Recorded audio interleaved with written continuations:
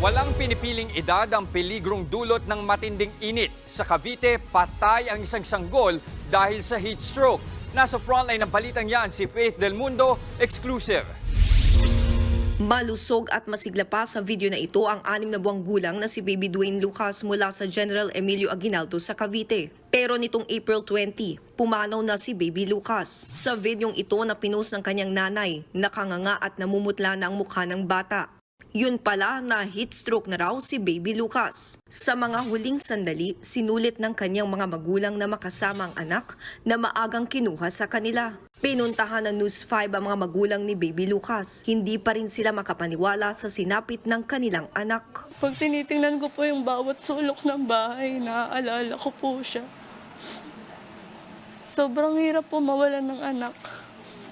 Wala naman po siyang sakit kahit ano.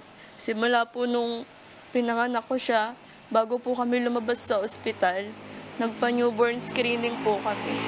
Kwento ng nanay na si Hana, pinatulog niya lang saglit si Baby Lucas at saka siya naligo noong April 20. Pero pagbalik niya, laking gulat niya nang makitang namumutla na ang kanyang baby.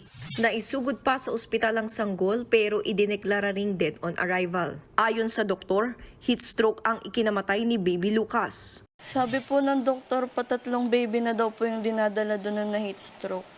Ayon sa Department of Health, umabot na sa 77 ang naitalang sakit na may kinalaman sa mainit na panahon.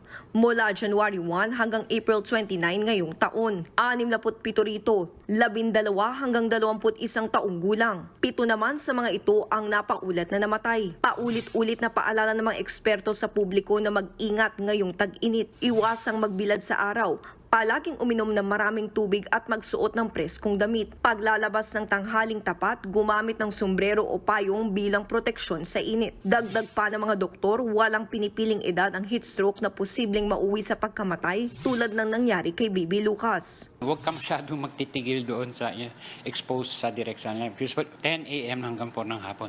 Yun ang napakainit eh. Si mami, yung nag-aalaga, dapat i-assure niya na hindi si baby yung kumbaga nasa isang sulok lang. Dapat maganda yung ventilation.